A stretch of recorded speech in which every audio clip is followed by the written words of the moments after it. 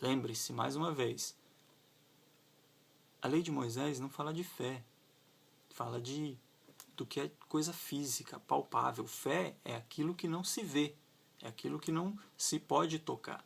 Paulo explica isso em outros livros de forma maravilhosa, dizendo que aquele que vê algo já não espera. Ok?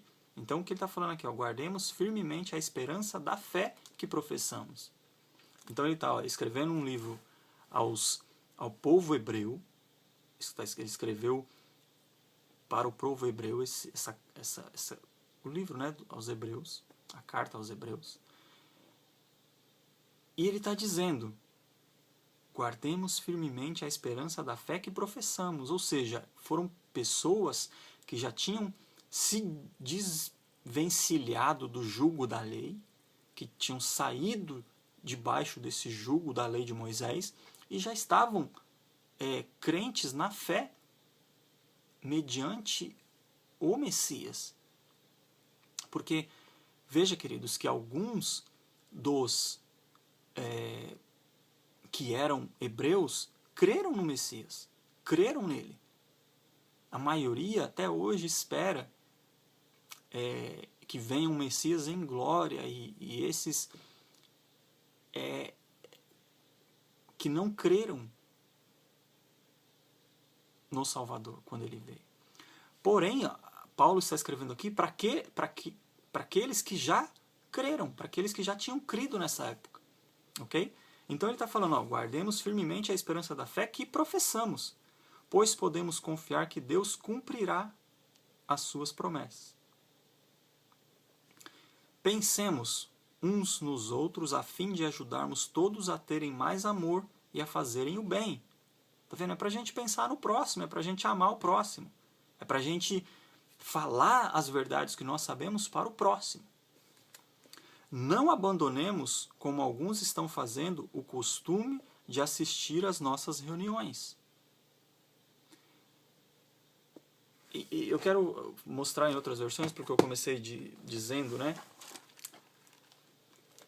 que algumas pessoas, e até é triste como algumas pessoas denominadas pastores, dizem que quando Paulo está falando aqui, não deixemos a nossa congregação, ele está falando que é para você não deixar uma igreja. Mas qual, querido? Qual templo religioso não é para você deixar? Só no Brasil existem mais de 20 mil. Qual denominação você não pode deixar? Existe algum, eu particularmente não conheço, mas existe algum membro de qualquer denominação que já não tenha frequentado outra?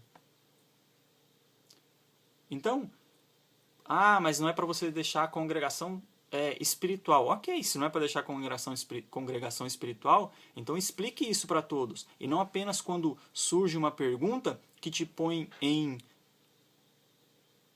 lugar difícil de você conseguir sair. Ok? Então, se não é para deixar a congregação, então essa congregação que está falando aqui é espiritual? Mas às vezes vocês não dizem isso. Às vezes vocês, pastores, agora eu me refiro a vocês, dizem que a congregação aqui é qualquer templo religioso. Mas vamos saber a verdade? Vamos ver do que Paulo está falando? Vamos lá, então. Então ele diz assim no verso 24: pensemos uns nos outros, a fim de ajudarmos todos a terem mais amor e fazerem o bem. Não abandonemos, como alguns estão fazendo, o costume de assistir às nossas reuniões, ou de deixar de congregar. Pelo contrário, animemos-os uns aos outros, e ainda mais agora que vocês veem que o dia está chegando. Paulo está falando aqui: não voltem para a lei de Moisés. Não abandone a fé. Olha só, pensemos uns nos outros, a fim de ajudarmos todos a terem mais amor e a fazerem o bem. Verso 23. Guardemos firmemente a esperança da fé que professamos, pois podemos confiar que Deus cumprirá as promessas. Querido, está falando? Não voltem para a lei de Moisés, fiquem firmes. Vamos continuar lendo que isso vai ficar mais evidente até a gente chegar no final do capítulo. Já estamos quase terminando. Aí ele continua no verso 26. Pois, se continuarmos a pecar de propósito, depois de conhecer a verdade, já não há mais sacrifício que possa tirar os nossos pecados. Tá vendo? Se você regredir, se você voltar para aquilo que você já viu que não é verdadeiro, já não existe mais sacrifício que possa tirar os nossos pecados.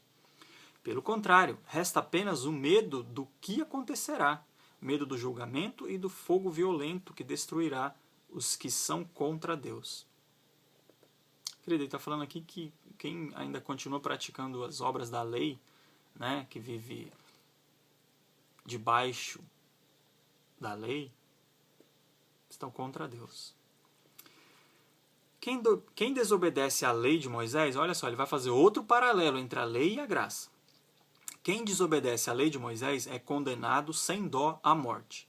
Se for julgado culpado depois de ouvido o testemunho de 2 pessoas, pelo menos. Então, o que será que vai acontecer com os que desprezam o Filho de Deus e consideram como coisa sem valor o sangue da aliança de Deus que os purificou? Para você ver que ele começou lá no verso 1 falando da lei de Moisés. Veio discorrendo sobre a lei e sobre a graça. Agora, mais uma vez, ele vai fazer outro paralelo. Então, é óbvio, querido, que ele não está falando aqui de abandonar templo religioso algum. É óbvio. Até porque nem para os do caminho, como Paulo dizia, para os seguidores do nosso Salvador, nem templos religiosos existiam. Então, atente-se ao contexto. Ele está escrevendo para um povo que estava se desvencilhando do jugo da lei de Moisés. Okay? Ele está explicando entre lei e graça. E ele está mostrando que aqueles que já estão na fé permaneçam aí, porque é isso que agrada a Deus. Olha só, ele diz: quem desobedece à lei de Moisés é condenado sem dó à morte, se for julgado culpado depois de ouvido o testemunho de 2 pessoas, pelo menos. Então, o que será que vai acontecer? Olha só, então ele fala, se você desrespeitando a lei de Moisés, você morre, imagine então para quem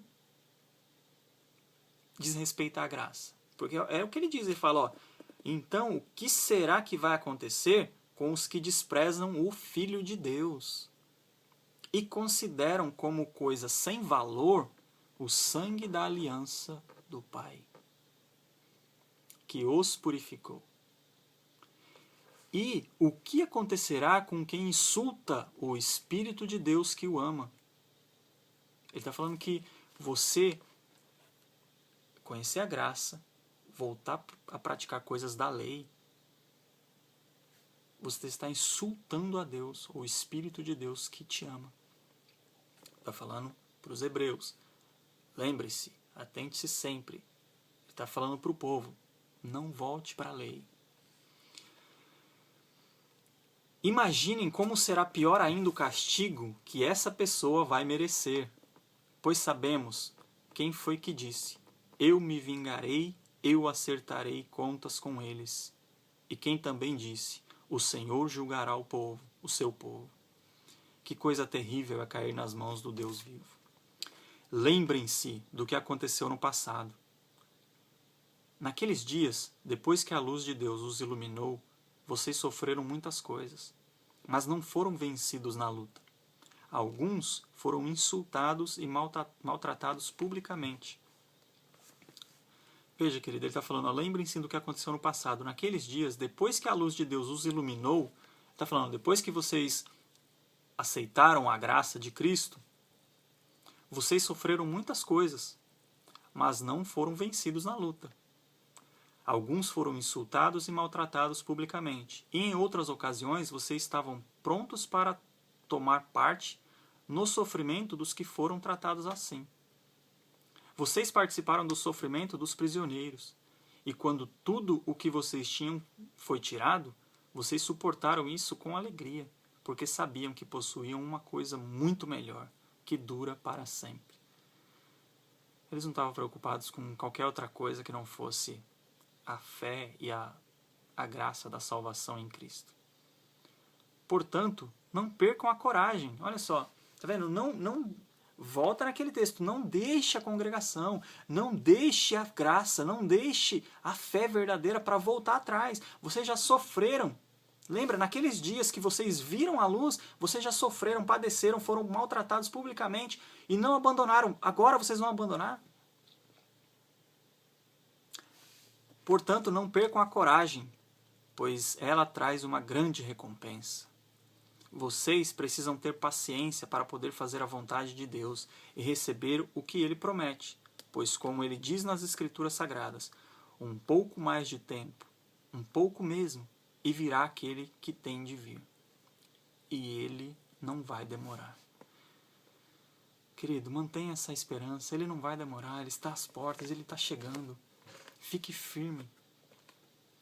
E todos aqueles que eu aceito terão fé em mim e viverão. Isso é o Pai falando. Tá? Mas, se uma pessoa voltar atrás, eu não ficarei contente com ela. Olha o que ele está dizendo, o Pai dizendo, não volte atrás, não retroceda.